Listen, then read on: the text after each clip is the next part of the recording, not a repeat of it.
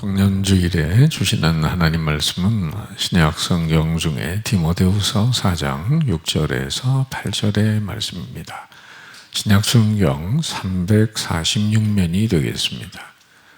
신약 성경 346면 디모데후서 4장 6절에서 8절의 말씀 봉독할 때 살아계신 주님의 음성을 들으실 수 있기를 바랍니다. 전제와 같이 내가 벌써 부어지고 나의 떠날 시각이 가까웠도다. 나는 선한 싸움을 싸우고 나의 달려갈 길을 마치고 믿음을 지켰으니 이제 후로는 나를 위하여 의의 면류관이 예비되었으므로 주 곧 의로우신 재판장이 그날에 내게 주실 것이며 내게만 아니라 주의 나타나심을 사모하는 모든 자에게 도니라. 아멘. 우리는 언제나 세 가지 시간 속에 살아가고 있습니다. 과거, 현재, 미래. 에실로라는 사람은 그런 말을 했습니다. 미래는 주저하면서 다가오고 현재는 화살처럼 날아가고 과거는 영원히 정지해 있다. 그런데 여러분, 이 세 가지 과거, 현재, 미래는 동떨어져 있는 것이 아닙니다. 한 연속선상 안에 존재하고 있는 것입니다. 아침에 일찍 일어난다면 저녁에 일찍 잠자리에 들어야 하죠. 그게 현명하죠. 밤늦게까지 TV나 영화를 보고 새벽에 일어나기를 원하는 것은 넌센스가 아닐까요? 밤에 잔뜩 술을 먹고 내일 아침에 나는 일찍 일어날 거야, 이렇게 생각하는 분은 아마도 안 계실 겁니다. 어제는 어제로 끝나지 않고 오늘로 이어지고 있는 것입니다. 어머니가 아이에게 저녁에 꼭 책가방 챙겨놓고 자거라 이렇게 했는데 말 안 듣고 그냥 잔 아이는 아침에 늦게 일어나서 허겁지겁하면서 필통 두거나 도시락 빼뜨리거나 이렇게 허겁지겁 학교에 갈 때가 있잖아요. 오늘의 실수는 어제에 충실치 못했기 때문입니다. 때문에 인생에 중요한 교훈이 있다면 뭐죠? 어제에 의해서 오늘의 내가 있고 오늘의 내 삶의 모습을 통해 내일의 내가 있다는 것입니다. 어제, 오늘, 내일은 결코 동떨어질 수 없습니다. 어제의 최선이 오늘의 성공을, 또 오늘의 최선이 내일의 성공을 보장하는 것입니다. 나는 왜 오늘 이 모양인가? 이렇게 푸념하는 사람이 있다면 과거의 자신의 모습을 돌아봐야 합니다. 또 내일의 성공을 기대하는 사람이 있다면 과거의 아픔을 딛고 오늘의 최선을 다해서 눈물을 흘리며 씨앗을 뿌려가야 하는 것입니다. 그런 우화가 있잖아요. 돼지와 암소의 대화입니다. 나는 돼지가 푸념을 늘어놓죠. 암소에게 나는 그 남들 보기에 많이 먹고 살이 쪄 있지만은 죽으면 내 살과 가죽까지 다 온전히 바치지 않아? 그런데도 사람들은 나보고 돼지야, 돼지야 그러면서 손가락질 하는지 왜 모르겠어. 암소가 그때 핀잔을 줍니다. 너는 실컷 먹고 살이나 디룩디룩 쪄가지고 할 일 없이 빈둥거리다가 죽고 나서야 네 쓸모없는 고기 덩어리나 주인한테 바치지만 난 어떠냐? 난 살아있는 동안에도 주인을 위해 열심히 밥 갈아주고 짐도 날라다 주고 심지어 우유까지 짜준다. 이렇게 도움을 드리고 죽은 다음에는 내 모든 고기를 다 주인한테 바친다. 심지어 꼬리까지 바친다. 여러분, 이런 이야기에서 깨닫는 진리는 뭐죠? 언제나 종말을 생각하면서 살아갈 때 마지막까지 최선을 다해 살라는 거죠. 그래야 후회 없는 인생이 됩니다. 빈둥빈둥거리다가 막상 죽음의 문턱에 가서 인생을 후회해봐야 소용이 없습니다. 여러분, 우리에게는 인생의 종착역 죽음만이 아니라 우리의 영원한 창조주요 심판주가 되시는 하나님 앞에 서서 우리의 살아온 모든 삶을 평가받게 되는 바로 그 시간이 있다는 것을 알아야 하고 그 시간에 부끄러움이 없어야 하지 않겠습니까? 오늘 하루하루의 모습이 내일 주님 앞에 서는 그날을 평가받는 것으로 이어지게 되는 거죠. 종교개혁자 루터가 한 말처럼 인생에는 두 날밖에 없다. Today and that day. 주님 앞에 서는 그날, 오늘과 그날. 오늘은 그날을 준비하는 날이고 주님 앞에 서는 그날은 우리가 살아온 모든 생의 의미를 부여해 주는 날이다 라고 말했습니다. 그러니까 오늘을 헛되이 살면 바로 주님 앞에 올바로 설 수 있는 시간이 없게 되는 거죠.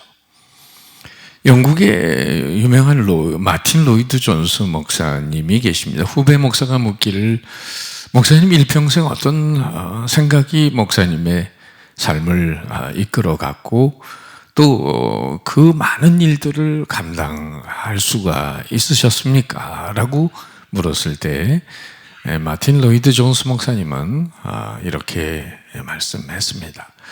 내 평생 동안 내 머리를 스치고 지나갔던 엄숙한 생각은 내 평생의 삶에 대해 하나님 앞에 가서 심판받아야 한다는 생각이었네. 여러분, 한 해의 연말 결산이 있듯이 분명히 하나님의 심판대 앞에서 우리의 살아온 모든 날이 결산되는 날이 있다는 것을 잊지 마시기 바랍니다. 피겨 스케이팅 하는 선수들이 그런 열심히 주어진 시간에 연기를 끝내고 돌아와서는 심사위원들이 채점하는 것을 기다리다가 전광판에 딱 나오는 점수를 목도하는 장면을 몇 번 본 적이 있어요.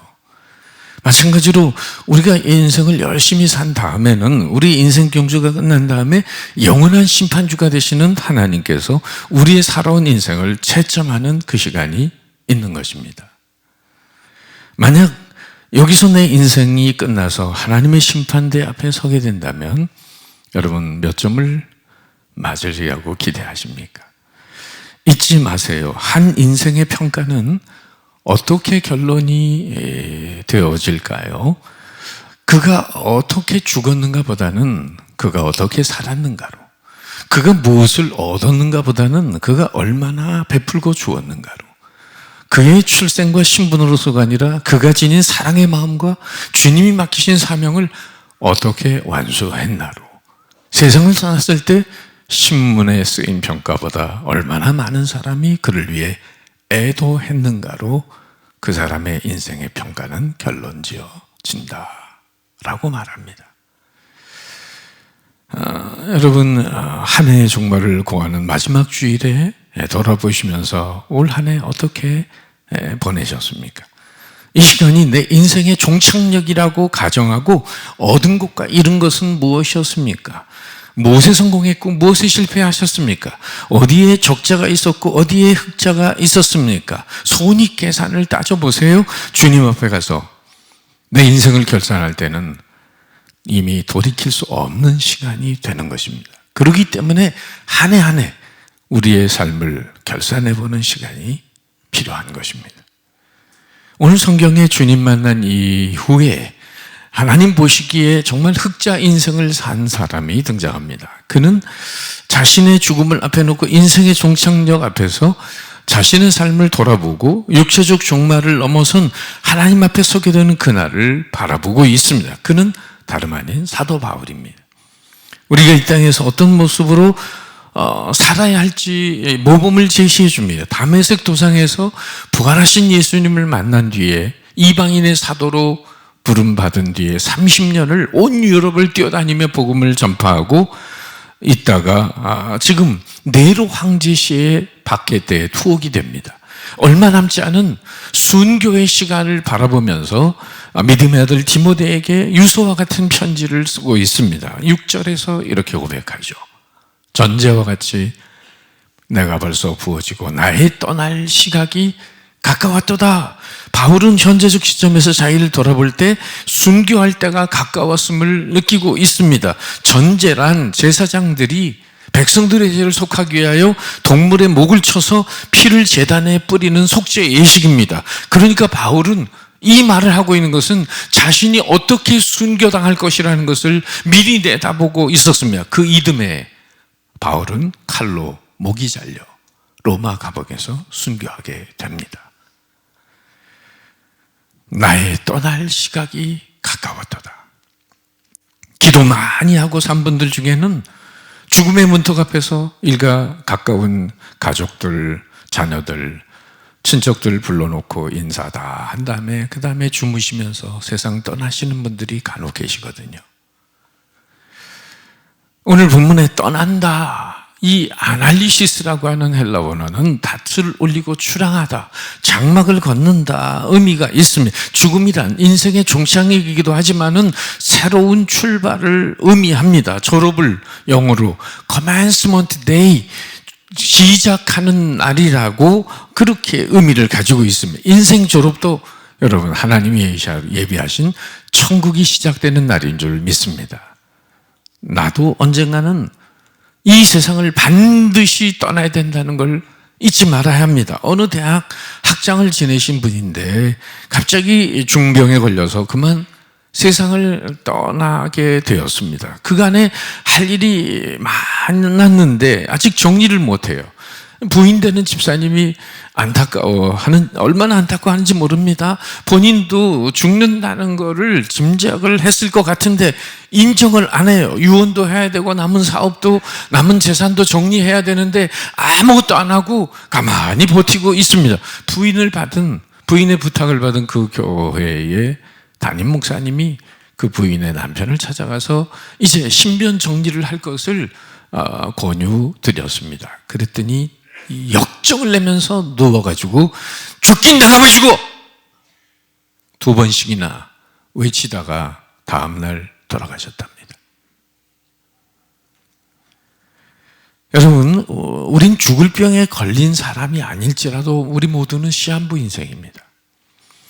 죽음에 임박해서 죽음을 생각하는 사람은 결코 지혜롭지 못한 사람입니다. 지혜로운 인생을 사는 분들은 언제나 마지막을 생각하고 오늘을 삽니다. 끝을 생각하고 오늘을 삽니다. 미국의 유명한 코미디언 자니 카슨이라는 분은 우리가 사는 불확실한 세상에서 확실한 건 2가지밖에 없다 이러면서 이렇게 얘기했어요. 하나는 세금을 내야 한다는 것이고 또 하나는 죽어야 한다는 것이다. 가장 확실한 게 이거다. 세금 반드시 내야 되고 반드시 죽어야 된다. 죽음만큼 민주주의가 잘 실현된 것도 없다잖아요. 전도서 기자는 말합니다. 전도서 3장 2절에 날 때가 있고 죽을 때가 있으며, 히브리서 기자는 말합니다.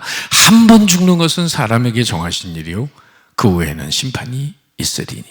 안 믿는 남편을 설득해서 교회에 뭐처럼 데리고 나갔는데 이 부인이 내심 걱정이 되는 건 뭐냐면 오늘 설교하시는 목사님 말씀에 남편이 탁 붙들려서 평생 같이 교회를 나가면 좋겠는데, 그래서 교회에 도착하자마자 주보에 오늘 본문이 어디 말씀을 할까 딱 봤더니 창세기 5장에 얼른 성경을 펴서 읽었더니 누가 몇 세까지 살다가 누구를 낳고 몇 세에 죽었더라. 맨 이것만 쫙 반복이 되어 있는 거예요.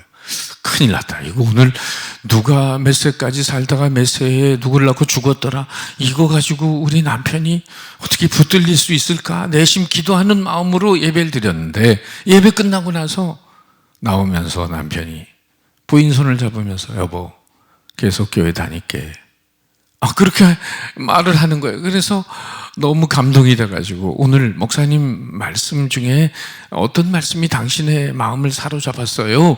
라고 물었더니 목사님이 그 성경에 있는 말씀을 계속 선포하시는데 이 단어가 눈에 들어오는 거야. 죽었더라. 난 별로 죽는다는 생각 안 하고 살았는데 나에게도 언젠가 코앞에 죽음이 닥칠 거라는 생각이 들었고, 그래서 나에게도 죽어도 천국 가야 되는 생각이 들어서 구세주가 필요한 것 같아. 다음 주에 계속 나오게. 이렇게 고백했다는 거예요. 대학 시절 잠시 다녔던 교회 목사님이 인생을 지혜롭게 살려면 내 인생의 종착역, 오메가 포인트, 죽음의 문턱에서 거꾸로 오늘의 나의 삶을 들여다보면서 살라고 말씀하시더라고요. 그러니까 내가 지금 40살이면은 50에 뭐하고 60에 뭐하고 70에 뭐하고 80에 이렇게 앞을 바라보고 사는 게 아니라 내가 90까지 산다고 정해놓고 90에서 거꾸로 지금 40세에 내가 뭐하고 있어야 되지? 50세에 내가 지금 뭐하고 있어야 되지? 60세에 뭐하고 있어야 되지? 이렇게 내 인생의 종착역 오메가 포인트에서 거꾸로 내 삶을 들여다보고 살면 마음에 옷깃을 여미며 살고 의미 있게 살려고 할 수 있다라고 말씀하시더라고요. 여러분, 지혜로운 생각이 아니겠어요? 오늘 사도 바울 역시 인생의 종말에 가서 종말을 생각한 사람이 아닙니다. 늘 죽음을 염두에 두고 살았습니다. 주님 앞에서 그날 서는 그날 어떤 모습으로 설 것인가를 염두에 두었어요. 빌립보 2장 16절에 나오면 다 같이 시작. 생명의 말씀을 밝혀 나의 다름질이 헛되지 아니하고 수고도 헛되지 아니하므로 그리스도의 날에 내가 자랑할 것이 있게 하려 함이라. 그리스도의 날이라는 건 내가 주님 앞에 가는 그날을 말하는 거예요. 그는 인생의 종착역을 늘 염두에 두고 살았습니다. 마지못해 죽는 죽음, 끌려가는 죽음이 아니라 오히려 그리스도를 향해 나아가는 그런 죽음을 산 사람이에요. 또한 바울은 떠날 시간이 된 자신의 현재적인 상황을 둘러보고 이어서 자신의 살아온 과거를 돌이켜봅니다. 왜냐하면 자신의 과거적인 삶이 바로 하나님 앞에 설 미래로 이어지게 될 것을 잘 알았기 때문이죠. 바울이 예수 믿고 난 다음에 30년의 삶을 바로 이 7절 한 절에 그의 삶이 표현되어 있어요. 다 같이 읽어보죠. 시작. 내가 선한 싸움을 싸우고 나의 달려갈 길을 마치고 믿음을 지켰으니.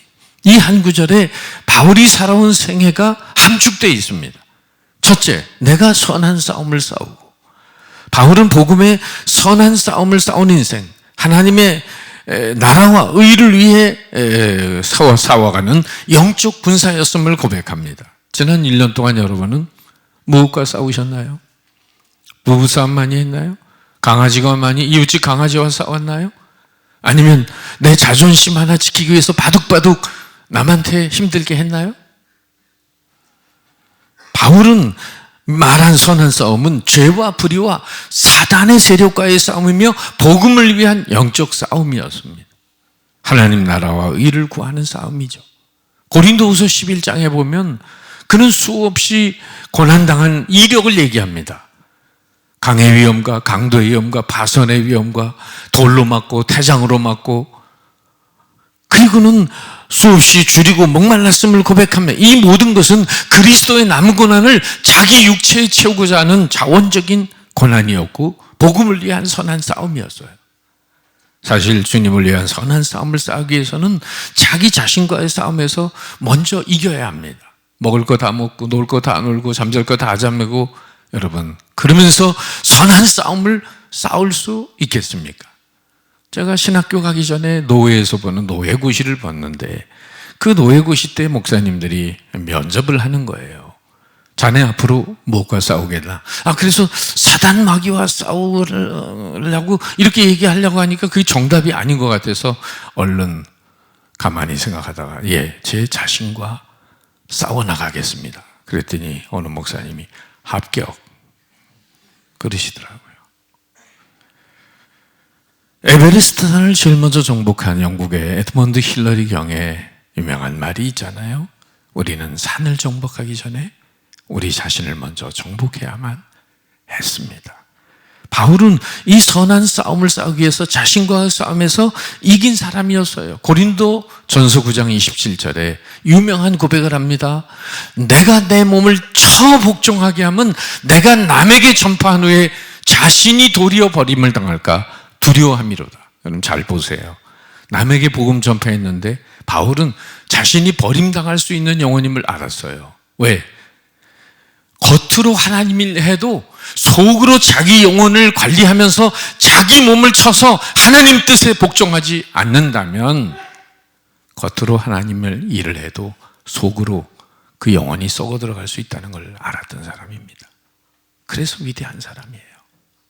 그리고 고린도전서 15장 31절에 부활장에서 이렇게 고백하죠. 나는 날마다 죽노라. 정과 욕심을 십자가에 못 박으면서 날마다 자아에 대한 죽음을 선언했기 때문에 날마다 그는 부활된 심령으로 주 안에서 살아갈 수가 있었습니다. 둘째로 바울은 경주자의 생애를 살았다고 이렇게 간증하잖아요. 달려갈 길을 다 마치고 우리는 금면류관을 바라보고 달려가는 인생 마라톤 경주에 비유할 수 있습니다. 그러나 인생 마라톤 경기는요, 세상 운동 경기처럼 예행 연습이 없는 단 한 번의 마라톤입니다. 사도 바울은 다메섹 도상에서 주님께 붙잡힌 된 이후에 바울의 전 인생은 걸어가는 인생이 아니라 복음 들고 온 유럽을 뛰어다니는 복음의 경주자의 삶을 살았습니다. 부단히 복음 들고 1차 전도행, 2차 전도행, 3차 전도행, 로마 전도 여행, 바울이 다닌 그 유럽의 초대교회 지도를 보면은 정말 감동이 됩니다. 그리고 사도행전 20장 24절에 그는 이렇게 달려온 길을 고백합니다. 내가 달려갈 길과 주 예수께 받은 사명, 곧 하나님의 은혜의 복음을 증언하는 일을 마치려 하면은 나의 생명조차 조금도 귀한 것으로 여기지 아니하노라. 여러분, 오늘 한 해 뭘 위해 달려오셨습니까? 여러분의 건강을 위해서? 돈 버는 걸 위해서? 무엇을 위해 또 무엇을 끝내셨습니까? 그 옛날 헬라와 페르시아의 전쟁에서 이긴 승전보의 소식을 알리기 위해 마라톤의 기원이 된 42.19km를 달려온 한 병사의 이야기를 기억하시죠? 아테네까지 온 힘을 달려 온 그 승전보의 소식을 전하고는 그리스의 병사는 숨을 거두었다고 합니다. 거기서 마라톤이 생겨난 거죠.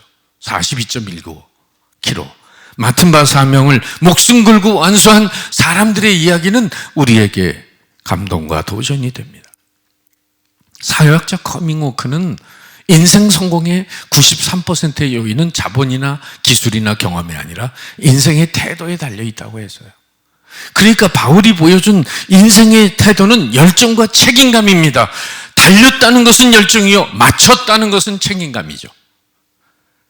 우리 주님도 십자가에서 달려 온 인류를 위한 구속의 사역을 완성하시면서 이렇게 고백하지 않았습니까? 다 이루었다. 올 한 해 시작하면서 이것만큼은 꼭 이루겠다고 다짐했던 일들이 혹시 부도나지는 않으셨습니까? 자신의 현실적 종말을 바라보며 고백했던 사도 바울이 우리의 모두의 고백이 되기를 바랍니다. 달려갈 길을 다 마치고.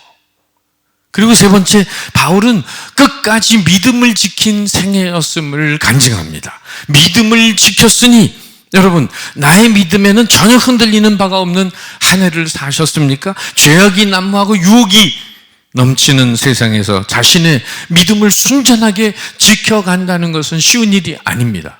더구나 사도 바울이 복음을 전했던 1세기에 사는 신자들이 믿음을 지킨다는 것은 곧 순교를 각오하는 일입니다.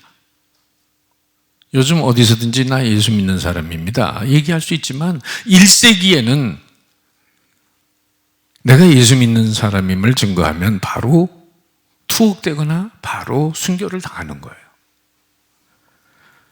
오늘 그런 어려움은 우리에게 없지만 믿음을 지키기 어려운 시험과 유혹들이 우리 주변을 맴돌고 있습니다. 여러분, 한 해 동안 우리의 믿음을 점검해 볼 때 주님의 마음을 아프게 한 적은 없으십니까? 믿음을 떠나서 한 적은 없나요? 운동 경기로만 규칙을 벗어나서 달린 적은 없나? 페어플레이를 했는가? 새길로 빠진 적은 없나? 믿음의 정도에서 이탈된 적은 없나? 아버지와 함께 어린 아들이 대중목욕탕에 갔어요. 목욕을 하고 탕에서 나와서 밖에서 옷을 입기 전에 이제 로션을 바르는데 어린 아들이 로션을 얼굴에 안 바르고 발에다가 바르고 있는 거예요. 아빠가, 야 임마, 아니 로션을 얼굴에 발라야지 왜 발에다 밟으냐? 그랬더니 아들이, 아버지 그것도 몰라요? 여기 써 있잖아요. 뭐라고? 두발용.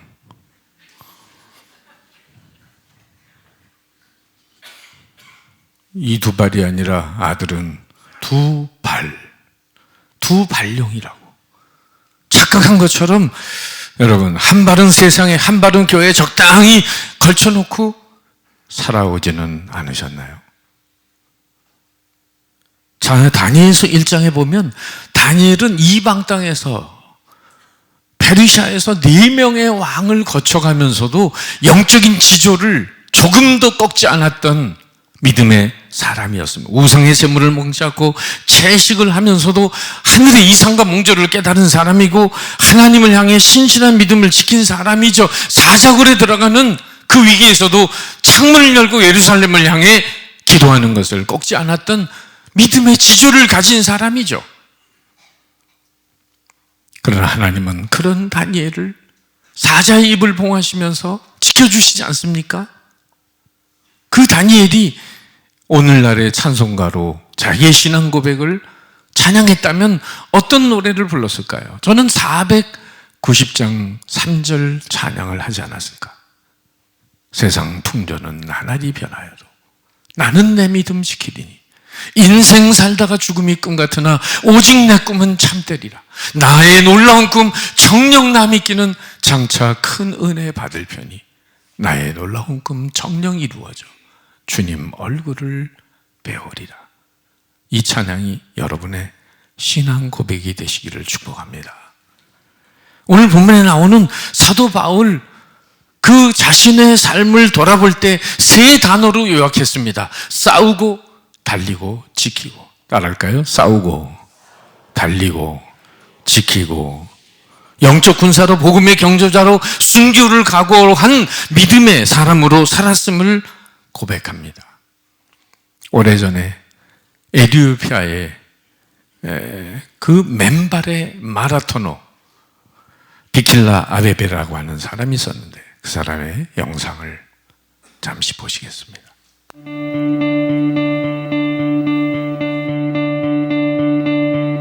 He was a boy with pale blue eyes who came someday to realize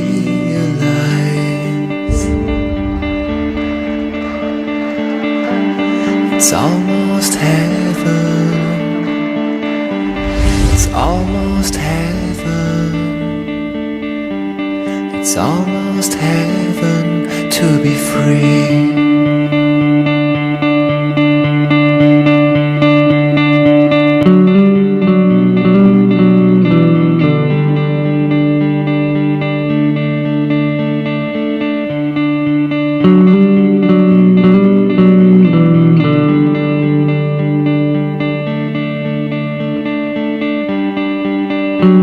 Depois que seguirão pela historiografia até o final do arco de Constantino.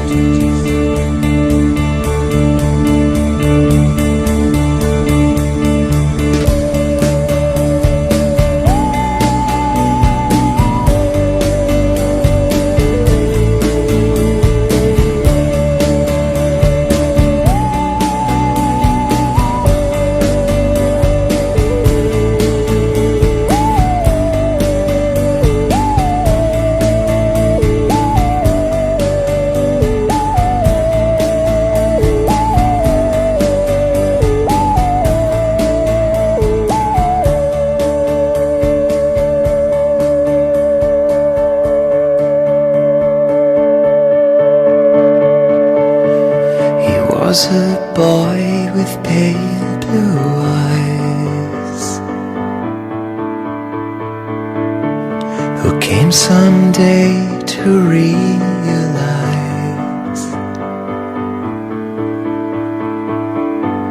my dream is over. My dream is over. Mountain mama, take me home.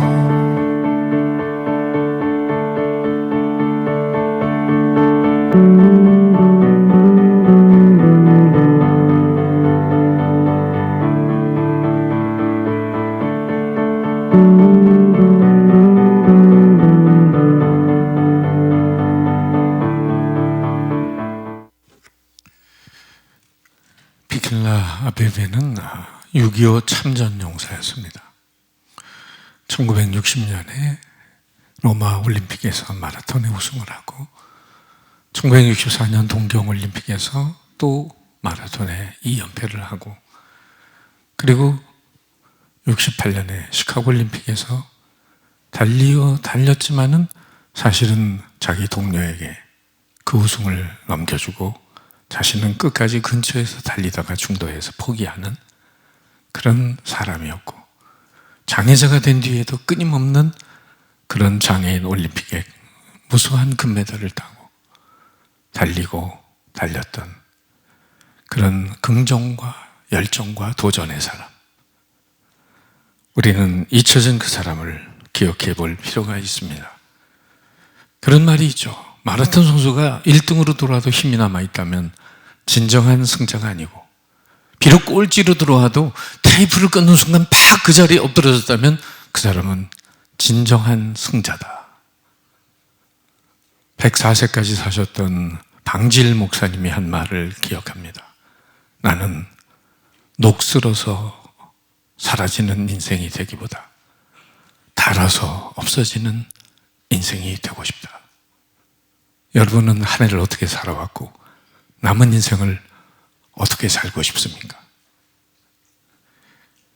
미래적 차원에서 바울은 복음의 경주자로 열정과 최선을 다했던 이유는 바로 하늘의 상급을 바라보는 믿음의 눈이 있었기 때문입니다. 8절의 말씀, 이제 후로는 나를 위하여 의의 면류관이 예비되었으므로 주 곧 의로우신 재판정의 그날에 내게 주실 것이며 내게만 아니라 주의 나타나심을 사모하는 모든 자에게도니라. 아이들이 부모님 심부름 열심히 하는 까닭은 용돈이 있기 때문이죠. 또 공부 열심히 하는 이유는 우등상이 기다리고 있기 때문이죠. 올림픽에 출전한 선수들이 선수촌에서 피지땀을 흘리는 이유는 금메달의 영광을 바라보기 때문이죠. 마찬가지로 바울이 주님을 위해 열심히 산 까닭은 하늘의 면류관을 바라보았기 때문입니다. 여러분, 구원의 졸업장만 타는 사람들이 되지 말고 하늘나라 빛나는 면류관에 우등상장을 타시는 분들이 되시기를 축복합니다. 히브리서 기자는 말합니다. 하나님께 나아가는 자는 반드시 그가 계신 것과 또한 그가 자기를 찾는 자들에게 상 주시는 이심을 믿어야 할지니라. 우리는 한 해를 마감하는 송년주의를 맞이했습니다. 우리 모두 바울처럼 믿음의 눈으로 내 인생의 종착역과 주님 앞에 서는 그날을 바라보면서 남은 인생 복음을 위해 거룩한 선한 싸움을 싸우고 달리고 믿음을 지켜 빛나는 의의 면류관, 기쁨과 영광의 면류관을 바라보는 은혜가 있으시기를 주님의 이름으로 축복합니다. 기도하겠습니다.